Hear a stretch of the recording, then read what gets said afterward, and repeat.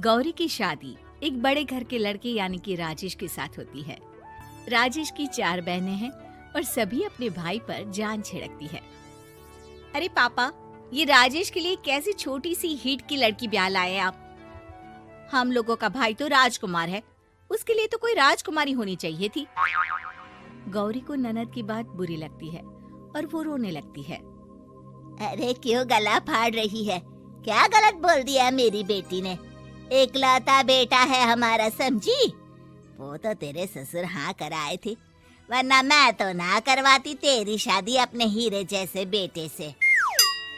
ननदे सास को भरती और सास गौरी से लड़ती। ये क्या है? तुम्हारी बहनें और माँ आए दिन मुझे खरी खोटी सुनाती रहती है। क्यों नहीं बोलते उन लोगों को कुछ? अरे क्या बोलूं? अब उन लोगों का इकलौता भाई और बेटा होना तो वो लोग थोड़े इमोशनल है मुझे लेकर, समझा करो ना। और कौन सा वो लोग रोज आते हैं ससुराल से? माना एक साथ नहीं आती, लेकिन रोज कोई ना कोई तो खड़ा ही रहता है ना। खैर, जैसे तैसे कुछ साल गुजरते हैं। गौरी एक प्यारे से बेटी की माँ बनती है। सुनिए, हर बात पर ससुर जी से पैसा मांगना ठीक नहीं लगता। आप कोई काम क्यों नहीं करते हैं? काम तो मैंने कभी किया ही नहीं गौरी। पापा के पास इतना पैसा है कि मुझे जरूरत ही नहीं पड़ी। लेकिन कहते हैं ना, हर दिन एक सा नहीं होता। गौरी के ससुर की मृत्यु हो जाती है और घर में गरीबी छा जाती है। गौरी ननद को फोन करती है। दीदी, अब जीजा जी को बोलकर इन्हें कहीं नौकरी दिलवा दो ना। घर चलाना मुश्किल हो रहा है। माँ जी की भी तबीयत खराब रहती है। दवाई का खर्चा और मुन्ने की पढ़ाई का खर्चा काफी है। कुछ मदद मिल जाएगी दीदी। देखो गौरी, तुम तो जानती हो मेरे खुद के 3 बच्चे हैं, तो ये मत सोचना कि बात घुमा कर बोलोगी तो मैं कुछ मदद कर दूंगी। अब पति तुम्हारा है, सास तुम्हारी है, तो करना तो तुमको ही है ना। हम भी तो निभा रहे हैं। खैर, बोल दूंगी इनको। गौरी समझ जाती है। वो दूसरी ननद को फोन करती है, लेकिन वहाँ से भी उसे कुछ ऐसा ही जवाब मिलता है। अरे भाभी, हमारा भाई कैसे काम करेगा? वो तो राजकुमार है। बस आप जरा माँ का ख्याल रखो, उन्हें कोई तकलीफ मत होने देना। बाकी करते हैं बात आराम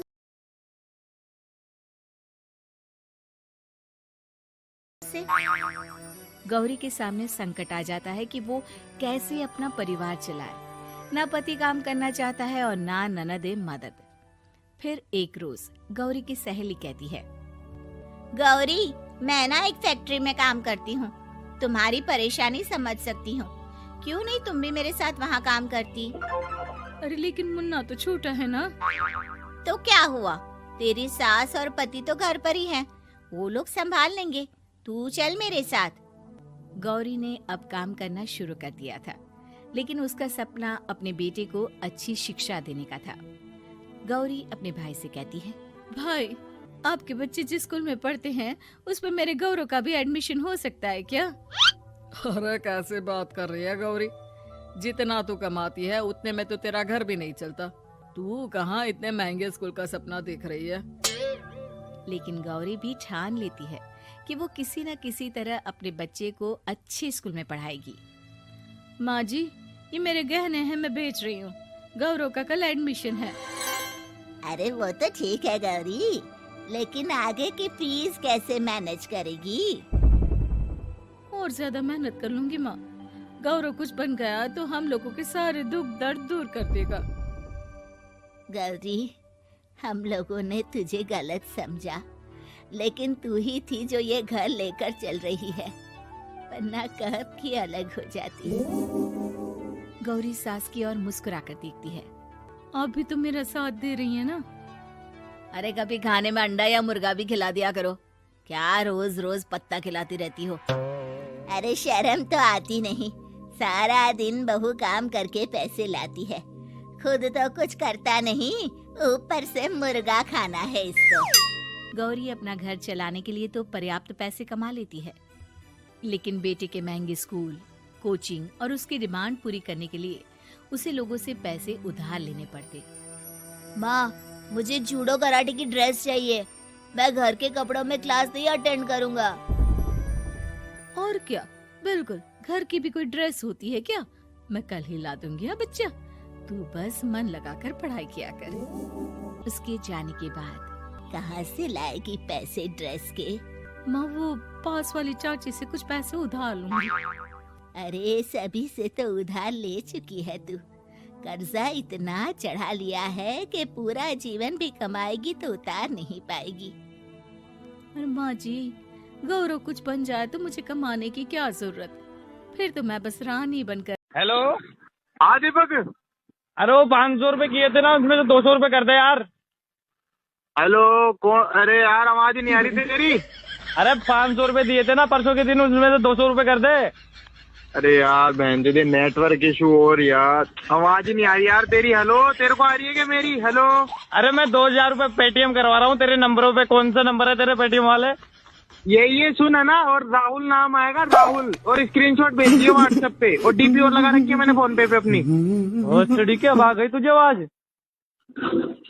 वो नहीं अब आ गई तुझे आवाज? Hello hello. राज करूंगी। एक दिन गौरव कहता है, माँ मेरी नौकरी लग गई है, वो भी अच्छे पैसों में। अब हम लोगों के बुरे और दुख के दिन जल्दी खत्म हो जाएंगे। गौरी की खुशी का ठिकाना नहीं होता। वो सास की फोटो के सामने हाथ जोड़ती है कि उसका पति उसे कहता है, देखा गौरी, तेरी तपस्या खत्म हुई। इतने सालों से जो तू फैक्ट्री में नौकरी कर रही है, अब तू आराम कर सकती है। अरे नहीं, अभी तो नौकरी लगी है, कुछ दिन कुछ पैसे कमा तो लेने दो। कुछ महीनों बाद गौरी की ननद गौरव के लिए रिश्ता लेकर आती है। अरे भाभी, वो मैं ना रिश्ता लेकर आई थी गौरव के लिए। सुना अच्छा कमा रहा है, क्यों? देखा मेरी बहन कितनी अच्छी है, कितना सोचती है हम लोगों के लिए। गौरी कुछ नहीं कहती, लेकिन उसका मन नहीं होता है कि वो बेटी की शादी इतनी जल्दी कर दे। हाँ वो तो ठीक है, लेकिन अभी कुछ कर्जा है जिसे उतारना है। तो क्या हो गया, शादी के बाद भी उतार लेगा। कम से कम एक लड़की आ जाएगी तो आराम रहेगा। गौरी लोगों के प्रेशर में आकर बेटे की शादी कर देती है, और शादी के बाद एक दिन जब अपनी फैक्ट्री में जाती है, मैनेजर साहब कैसे इस फैक्ट्री में 22 साल काम कर लिया पता ही नहीं चला। अब तो बेटा सेटल हो चुका है, नौकरी की जरूरत नहीं है। लेकिन आप सभी का शुक्रिया। गौरी बहन, बहुत मेहनत की तुमने जीवन में, अब भगवान कोई मुश्किल ना दे। गौरी घर आती है, लेकिन दरवाजे के बाहर से ही उसे बहू और बेटे की आवाज सुनाई देती है। क्या है, तुम्हारी माँ ने तो सोचा भी नहीं कि जो कर्जा वो ले रही है खुद की अय्याशी के लिए, वो हम लोग क्यों भरे? उनका कर्जा है वो देखे। हाँ लेकिन क्या करूं, माँ को छोड़कर रह भी तो नहीं सकता ना। अरे रह नहीं सकते तो क्या करोगी? पूरी जिंदगी उनका कर्जा चुकाते रहोगे? कल को हमारी भी फैमिली बढ़ेगी, कैसे मैनेज करेंगे? मैं नहीं जानती, साफ साफ बोल दो पैसे नहीं है फालतू के। जिसका कर्जा है वही निपटाए। गौरी बेटे बहू की बात सुनकर स्तब्ध रह जाती है और अंदर न आकर वहाँ से सीधे फैक्ट्री जाती है। मैनेजर साहब, मैं सोच रही थी कि इतनी जल्दी नौकरी नहीं छोड़नी चाहिए, जब तक हिम्मत है तो कर लेते हैं। वो मेरा इस्तीफा ना वापस कर दीजिए। ये बोलकर गौरी की आंख लाल हो जाती है। मैनेजर समझ जाता है कि गौरी की उम्मीद टूट चुकी है। वो उसके हाथ में इस्तीफा रखकर कहता है, कर्जा माँ का है तो माँ ही चुकाएगी। माँ का कर्जा आज तक क्या कोई चुका पाया है?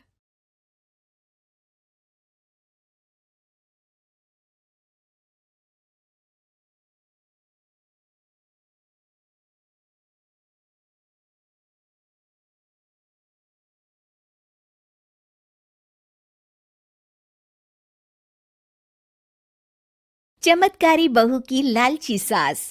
राजगढ़ की गौरी अपने माता पिता की इकलौती संतान थी। गौरी के पिता मेहनतकश किसान थे। वो सारा दिन खेतों में काम करते। गौरी अपनी माँ का किचन में हाथ बटाती। वो जंगल से लकड़ियां बीनती और माँ के चूल्हे में मदद करती। एक दिन वो जंगल में लकड़ी बीनने गई थी कि तभी उसे रोने की आवाज आती है।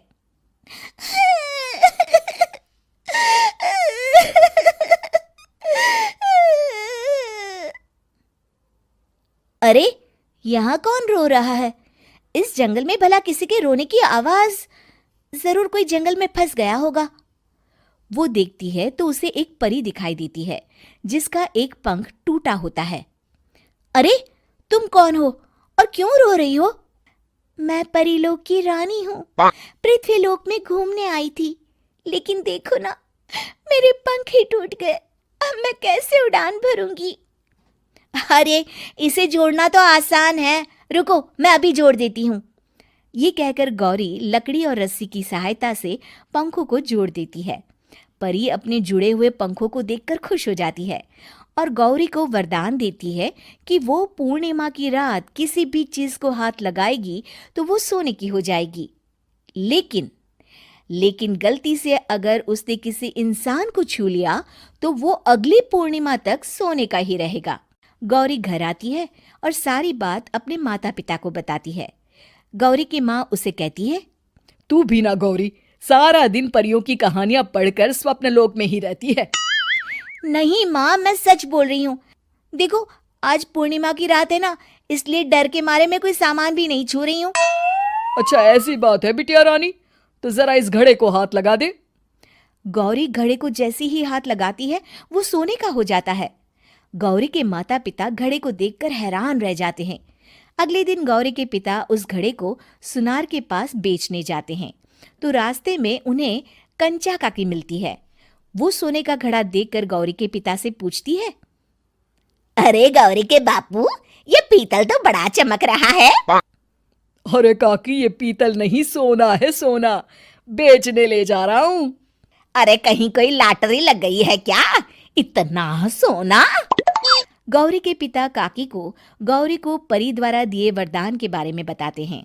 काकी गौरी के पिता की बात सुनकर सोच में पड़ जाती है और फिर अगले दिन काकी गौरी के घर आती हैं। गौरी के बापू, तुम्हारे लिए मैं एक खुशखबरी लाई हूँ। तभी गौरी की माँ पूछती है, क्या खुशखबरी है काकी? अरे तुम्हारी बेटी का रिश्ता मैं अपने बेटे से करना चाहती हूँ। अरे कब तक अपनी सयानी लड़की को घर पर बिठा कर रखोगी? हाँ देखो काकी, मैं ऐसे ही व्यक्ति से अपनी बेटी की शादी कराऊंगा जो गौरी के वरदान से नहीं उसके गुणों को समझे। अरे हमें तो गौरी के गुण अच्छे लगे, इसीलिए तो आ गई हूँ मैं। फिर गौरी के माँ बाप मान जाते हैं और उसकी शादी काकी के बेटे से हो जाती है। अगले दिन, अरे गौरी, कल पूर्णिमा की रात है, तुम्हारे पिताजी परी के वरदान के बारे में बता रहे थे, तो मैं ना कुछ चीजें रख दूंगी, जरा हाथ लगा देना। तभी गौरी का पति वहां आ जाता है और अपनी माँ से कहता है, मुझे हार्ट हो रहा है बिग बॉस, मुझे हार्ट हो रहा है, हार्ट हो रहा है मुझे, हार्ट हो रहा है, हार्ट हो रहा है मुझे, माँ, क्या जरूरत है गौरी के वरदान को इस्तेमाल करने की? वैसे भी मेरी मेहनत से घर तो चल ही रहा है ना। और गौरी के पिता ने भी यही कहा था कि वो ऐसे ही व्यक्ति से उनकी बेटी की शादी करेंगे जो गौरी के वरदान से नहीं उसके गुणों को समझे। अरे बस कर किताबी बातें, तेरे लिए क्या लड़कियों की कमी थी जो मैं ये किसान की बेटी घर ले आती? और सुन गौरी, कल अगर तूने सारी चीजों को सोने का नहीं किया तो मैं तुझे घर से निकाल दूंगी और अपने बेटे की दूसरी शादी करवा दूंगी, समझी? इतना कहकर गौरी की सास वहां से चली जाती है। अगली पूर्णिमा की रात गौरी की सास गौरी के सामने ढेर सारे बर्तन रख देती है और कहती है, जल्दी कर गौरी, रात खत्म हो जाएगी, जल्दी जल्दी इन सारे बर्तनों को हाथ लगाकर सोने का कर दे। गौरी करती भी तो क्या, वो जैसे ही एक छोटे से बर्तन को छूने वाली होती है कि उसकी सास भड़क जाती है। क्या मजाक बना रखा है? इतने छोटे से बर्तन में क्या होगा? ये ले, ये बड़ा वाला बर्तन। जैसे ही बड़ा सा बर्तन लेकर गौरी की सास उसकी तरफ बढ़ती है, वैसे ही बर्तन के बाहर से वो धड़ाम से गिर जाती है। सास को गिरा देख गौरी उन्हें संभालने दौड़ती है और वो सास को हाथ लगाकर कहती है, अरे सासू माँ, क्या हो गया आपको? कहीं चोट तो नहीं लगी ना? लेकिन जैसे ही वो हाथ सास से हटाती है तो देखती है कि उसकी सास सोने की हो गई है। गौरी सोने की सास को देखकर रोने लगती है और अपने पति से कहती है, मुझे परी ने कहा था कि अगर मैं किसी इंसान को हाथ लगाती हूँ तो वो अगली पूर्णिमा तक सोने का ही रहेगा। अब मैं क्या करूँ? अरे करना क्या है, माँ को उठाकर अलमारी में रख दो। और हाँ, लालच का फल बुरा ही होता है। ज्यादा बड़े बर्तन को सोने का बनाने के चक्कर में माँ का ये हाल हुआ है। ये कहकर वो दोनों माँ की तरफ देखने लगते हैं।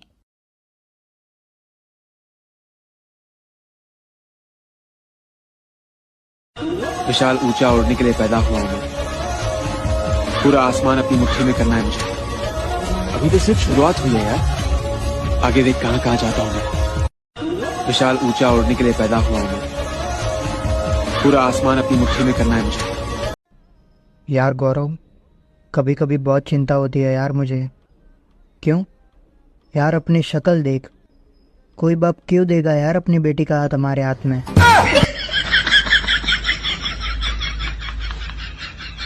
Bitch, you're my soulmate.